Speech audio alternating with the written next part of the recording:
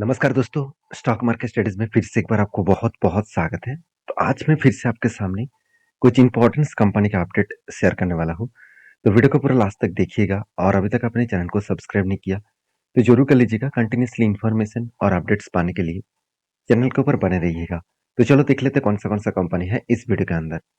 First जो company है उसका नाम है प्रिंस पाइप। देखिए प्रिंस पाइप एक छोटा-सा कंपनी है अभी, छोटा-सा मतलब इस सेक्टर में जितने सारे कंपनीज़ है, जैसे मैं दिखा दूँ तो सुप्रीम इंडस्ट्रीज है, एस्ट्रल है, फिनोलेक्स है। तो इस तरीके से बड़े-बड़े प्लेयर्स सामने देखने को मिलेगा। उस हिसाब से देखा जाए तो प्रिंस भाई बहुत छोटा कंपनी है। करीबन 7,000 करोड़ के आसपास है, एक स्मॉल कैप टाइप कंपनी है। तो कंपनी के ऊपर एक अच्छा खासा परफॉर्मेंस मुझे देखने को मिला। जो है कंपनी का इस बार डेप डाउन साइड मतलब एक धाप कंपनी खुद के डेप को कम कर चुके हैं। तो कितना डेप कम किया है, चलो मैं आपको दिखा भी देता हूँ। अगर मैं डेप के बारे में बात करूँ तो पिछले बार का डेप कितना था? 522 करोड़ और इस बार कितना बना? 427 करोड़ और करंट में कितना है? 402 करोड़। मतलब टोटल जो लायबिलिटी है वो कम होता गया। क्यों कम हुआ? क्योंकि कंपनी का जो बोरिंग्स है वो कम हो गया। 150 करोड़ के आसपास बोरिंग्स था, वो इस बार घट के 63 बना और करंट सिचुएशन में 59 बना। तो मतलब कंपनी का जो डेप्थ है वो कम होता गया, अच्छा खासा कम हुआ और इस कम होने के कारण कंपनी के ऊपर एक प्रेशराइज देखने को मतलब कम होता देखने को मिला है। तो कंपनीज के ऊपर जो क्वार्टरली रिजल्ट है वो भी सामने आ चुके हैं। तो रिजल्ट में इस बार उतना खास ग्रोथ नहीं हुआ, सेल्स थोड़ा सा कम हुआ। एक्सपेंस को कंपनी सेल्स कम होने के बाद कंपनी अच्छा एक काम किया, एक्सपेंस पिछली बार बहुत ज़्यादा हो गया था, इस बार बहुत कम किया, जिसके चलते कंपनी का ऑपरेटिंग प्रॉफिट मार्जिन बढ़ चुके हैं, ऑपरेटिंग प्रॉफिट मार्जिन का परसेंटेज भी बढ़ चुके हैं। तो कंपनीज के ऊपर हर दिशा में दिखाए तो पॉइंट ऑफ व्यू से दिखाए तो company year of year basis में अच्छा खासा रिजल्ट किया, मगर क्वार्टर क्वार्टर बेसिस को कंपनी एस्टीमेट को बीट नहीं कर पाए। तो ये एक पॉइंट ऑफ व्यू से देखा है तो कंपनी के ऊपर एक पॉजिटिव पॉइंट और नेगेटिव पॉइंट यहाँ पे देखने को मिले हैं। तो कंपनीज के ऊपर सबसे मजेदार बात क्या है? एज ए इन्वेस्टर देखिए, एफएस के पास होल्डिंग सिर्फ 3% के आसपास था, वो बढ़ते बढ़ते आज हो चुके 5.5%। उसी तरीके से डीएस के पास 11% होल्डिंग था, वो आज बढ़ते हुए देखने को मिले 18% के आसपास और पब्लिक के पास 14% के आसपास होल्डिंग देखने को मिले। जो प्रोमोटर के पास होल्डिंग है 60% के आसपास। इसका मतलब हर इंस्टीट्यूशन के पास अच्छा खासा होल्डिंग्स आपको देखने को मिला है। बाकी इस कंपनी के ऊपर अगर मैं आपको आपको बता दूं, इस कंपनी का जो कैपेक्स है उसके बारे में चर्चा करूँ तो कंपनी इस बार हाईएस्ट कैपेक्स को इंक्रीज किया। जो 2021 में कितना था? 168 करोड़ के आसपास। 2022 में था 168 करोड़ के आसपास। 2021 में था 120 करोड़ के आसपास। 2020 में था 118 करोड़ के आसपास और करंट ईयर में कितना है? 132 करोड़ के आसपास। इसका मतलब कंपनी हर साल खुद के कैपेक्स को इंक्रीज करते चले जा रहा है। तो एक कंपनी के लिए बेस्ट पॉइंट है। इसीलिए शायद इन जो म्यूचुअल फंड है वो इस कंपनी के ऊपर कंटिन्यू बने रहे हैं। जैसे देखेंगे म्यूचुअल फंड ने लगातार अगस्त, सितंबर और अक्टूबर में कुछ सेल किया, नवंबर और दिसंबर ये सारे मंथ में क्या हुआ? कंटिन्यूअसली इसके ऊपर बाइंग किया गया, सेलिंग यहाँ पे हुआ नहीं है। मतलब इंस्टीट्यूशन चाहते हैं, एफएस चाहते हैं और डीएस चाहते हैं इस कंपनी के ऊपर कंटिन्यू करने के लिए। रही बात इस कंपनी के चार्ट पैटर्न्स का, तो देखिए फाइनली यहाँ पे क्या हुआ? फाइनली बहुत दिनों के बाद यहाँ पे ब्रेकआउट हुआ और किस लेवल का ब्रेकआउट हुआ आप देखेंगे तो एक बड़ा सा कप बना, 3 बार शोल्डर बनने के बाद एक बिग हेड बना, उसके बाद एक शोल्डर बना। तो फाइनली यहाँ पे क्या हुआ? ब्रेकआउट हुआ। ब्रेकआउट होने के बाद ब्रेकआउट कंफर्मेशन इस कैंडल के ऊपर हो गया। तो उसके बाद देखिए थोड़ी ऊपर जाने के बाद यहाँ पे एक रेंज क्रिएट हो गया।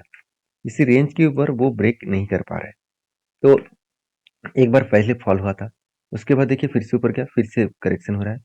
तो ये जो लेवल है, ये लेवल बहुत स्ट्रांगली सपोर्ट है। इस सपोर्ट तक आने का कोशिश करेंगे क्योंकि प्रीवियस भी यहाँ पे सपोर्ट है, यहाँ पे भी सपोर्ट है और यहाँ पे भी सपोर्ट बनने का कोशिश कर रहा है। तो हर जगह पे सपोर्ट देखने को मिला है। इस सपोर्ट के मतलब कारण यहाँ से रीबैक करने का कोशिश जो जरूर करेंगे। तो अभी देखा जाएगा क्या होने वाला है। तो इसके लिए मैं इंतजार करूंगा क्योंकि मेरा जो टारगेट है, मैं टारगेट लेके चल रहा हूँ 934 के आसपास। तो 934 के आसपास अगर टारगेट मिले तो करीबन 30% के आसपास टारगेट मिलने का चांसेस है। बाकी आपके क्या ओपिनियन है इस कंपनी के ऊपर, जरूर मुझे कमेंट्स करके बताना। नेक्स्ट जो कंपनी है उसका नाम है इन्फोसिस। देखिए, इन्फोसिस लिमिटेड के बारे में चर्चा करूँ तो इस कंपनी के ऊपर पहले ही मैं आपको टेक्निकली चार्ट पैटर्न के बारे में चर्चा करूंगा। देखिए, फाइनली एक लंबा जर्नी होने के बाद, लंबा मतलब बहुत पहले से एक जर्नी हो स्टार्ट हो चुके थे। 2023 के फरवरी मंथ से दिखाए तो लंबा सा एक पैटर्न क्रिएट हुआ है आज तक। एक कप बना, उसके बाद एक छोटा सा हैंडल बना। अगर मैं इसको और भी ध्यान से देखूं तो यहाँ पे शोल्डर भी आप बोल सकते हैं। तो पहले क्या बना था, पहले एक शोल्डर बना, उसके बाद फिर से एक हेड बना, उसके बाद एक शोल्डर बना। इस पैटर्न को कंपनी अच्छी तरीके से ब्रेकआउट कर ब्रेकआउट ब्रेकआउट कंफर्मेशन भी किया। कंफर्मेशन होने के बाद देखिए कंपनी धीरे धीरे करके आगे बढ़ रहा है। और इस आगे बढ़ने के बाद यहाँ पे देख सकते हैं कंपनी धीरे धीरे करके आगे बढ़ रहा है। और जो इसका टारगेट निकल के आ रहा है, जो मैं टारगेट लेकर चल रहा हूँ, वो करीबन करीबन 23% के आसपास। और वो टारगेट निकल के आ रहा है करीबन 1960 के आसपास। और सबसे इंपॉर्टेंट पॉइंट क्या है, 191953 के आसपास एक स्ट्रांगली इसका सपोर्ट है, सॉरी एक रेजिस्टेंस है, क्योंकि यहाँ से कंपनी के ऊपर एक बिग फॉल हुआ था। तो इस लेवल के आसपास जाने के बाद ही करेक्शन होने का चांसेस रहेगा। तो एक लंबा सा जर्नी में इसीलिए लेके चल रहा हूँ, क्योंकि कंपनी का जो क्वार्टरली रिजल्ट है वो इस बार जिस तरीके से आशा किया जा रहा था उसी तरीके से रिजल्ट देखने को मिला। 38,300 से लेकर इस बार 38,800 बन चुके हैं। तो कंपनी एक्सपेंस को मेंटेन करने के बाद नेट प्रॉफिट देखिए, पिछले सालों के तुलना से कंपनी का नेट प्रॉफिट कम हुआ, पिछले क्वार्टर की तुलना से भी कंपनी का नेट प्रॉफिट कम हुआ। तो यहाँ पे क्वेश्चन आएगा कि सर इस कंपनी का जो रिजल्ट है वो रिजल्ट क्या खराब आया? बिल्कुल नहीं, क्योंकि यूएस मार्केट में जिस तरीके से एक इकोनॉमिक स्लोडाउन चल रहा है, आशा किया गया था कि रिजल्ट इस बार खराब आएगा, तो बहुत खराब आने वाले थे। मगर यहाँ पे रिजल्ट जो देखने को मिला वो उतना भी खराब नहीं है। Same to same quarter and year basis की सेम टू सेम रिजल्ट देखने को मिला है। तो मेरे हिसाब से एक बेस्ट पॉइंट भी से आपको जरूर कहूँ कि कंपनी इसके ऊपर अच्छा खासा ग्रोथ होने का चांसेस यहाँ पे देखने को मिल सकता है। तो एज ए इन्वेस्टर, प्रोमोटर से लेकर एफआईडीएस पब्लिक, हर किसी के पास आपको इन्वेस्टमेंट देखने को मिल जाएगा। तो कंपनी के ऊपर सबसे बड़ी बात क्या है, कंपनी का कैपेक्स। तो कंपनी कितना कैपेक्स को बढ़ाया वो देख लीजिए। पहले 2022 में कंपनी का कैपेक्स था सिर्फ 2160 करोड़, और आज वो कैपेक्स बढ़ के हो चुके हैं 3500 करोड़ के आसपास। तो इसका मतलब कंपनी के कैपेक्स यहाँ पे बढ़ चुके हैं, अच्छा खासा कैपेक्स का यहाँ पे ग्रोथ हो चुके हैं। अभी इस कंपनी के ऊपर आपके क्या ओपिनियन है, जरूर मुझे कमेंट्स करके बताना। नेक्स्ट जो कंपनी उसका नाम है आरबीएनएल, रेलवे विकास निगम लिमिटेड। तो रेलवे विकास निगम लिमिटेड के बारे में चर्चा करूं तो इस कंपनी के ऊपर एक चीज को ध्यान रखना कि इस कंपनी लगातार लगातार भागते चले जा रहे हैं।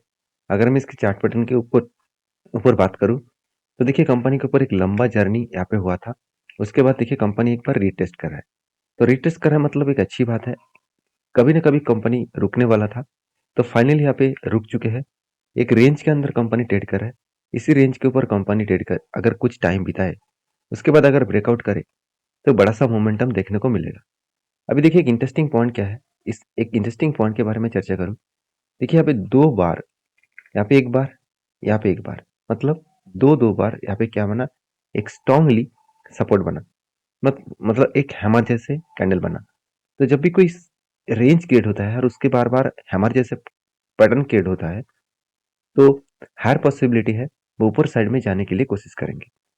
अभी ऊपर जाएगा क्या नीचे आएगा वो तो बाद में पता चलेगा। फिलहाल के लिए एक पॉइंट्स मैं आपके साथ शेयर शेयर करूंगा इस कंपनी का। जो आप देखेंगे तो आरबीएनएल के जो म्यूचुअल फंड कंपनी ने इस कंपनी के ऊपर बाय किया, वो देखिए सितंबर और अक्टूबर मंथ में उतना खास बाइंग नहीं किया, उल्टा सेल ऑफ किया। बाकी नवंबर और दिसंबर मंथ में छोटे मोटे क्वांटिटी के साथ बाइंग को कंटिन्यू किया। इसका मतलब इस कंपनी के ऊपर एक अच्छा खासा खासियत पॉइंट यहाँ पे देखने को मिला है। तो जिसके कारण कंपनी के ऊपर एक वॉल्यूम होने के बाद यहाँ पे एक लेवल ब्रेकआउट होने का चांसेस भी रहेगा। बाकी आरबीएनएल का हर पॉइंट सबको अच्छा लगेगा। क्वार्टरली रिजल्ट भी शानदार तरीके से देखने को मिलेगा। पिछले सालों की तुलना से भी कंपनी का सेल्स और प्रॉफिट मेंटेन करने के बाद नेट प्रॉफिट बढ़ता हुआ देखने को मिले, और क्वार्टर क्वार्टर बेसिस में भी नेट प्रॉफिट बढ़ता हुआ देखने को मिले। तो एक बेस्ट पॉइंट ऑफ व्यू से ये सारी चीज़ों को आपके सामने देखने को मिला है। बाकी इस कंपनी के ऊपर आपके क्या ओपिनियन है, ज़रूर मुझे कमेंट्स करके बताना। लास्ट जो कंपनी है उसका नाम है श्रीजी ट्रांस लॉजिस्टिक लिमिटेड। इस कंपनी के बारे में इसलिए चर्चा कर रहा हूँ क्योंकि कंपनी का मार्केट कैप सिर्फ 250 करोड़ है और कंपनी के चार्ट के ऊपर देखेंगे तो बहुत ज़्यादा करेक्शन कंपनी के ऊपर हो चुके हैं। तो जो लोग सोच रहे हैं कि इस कंपनी के ऊपर एक्स्ट्रा बेनिफिट मिलने वाला है, वो है बोनस का। और आज के दिन इस आपको बोनस मिला, कितने सारे लोगों को मिला मुझे ज़रूर कमेंट्स करके बताना। क्योंकि इस कंपनी के ऊपर बोनस स्प्लिट पाने के लिए लोग जो निवेश कर रहे हैं, वो बुरी तरीके से फँस भी सकते हैं क्योंकि छोटा-सा कंपनी और बहुत ज़्यादा मतलब करेक्शन होने वाला कंपनी है। अगर इस कंपनी अप ट्रेंड में होता तो कुछ अलग डिसीजन होता। कंपनी कंटिन्यूअसली गिरते चले जा रहा है, उस टाइम में भी अ, प्रोमोटर ने मतलब इसका मैनेजमेंट ने बोनस देने का अनाउंसमेंट किया। तो प्लीज़ सोच समझ कर काम करना इस कंपनी के ऊपर। और मेरे तरफ से इस वीडियो के सारे इन्फॉर्मेशन एज़ एजुकेशन पर्पस में आपके साथ शेयर किया हूँ। कोई भी बाय एंड सेल का रिकमेंडेशन नहीं है। काम करना है तो आपको एक बार सोच समझ कर सारी चीज़ों को स्टडी करके काम करना पड़ेगा। तो मिलते हैं नेक्स्ट वीडियो में, तब तक के लिए धन्यवाद।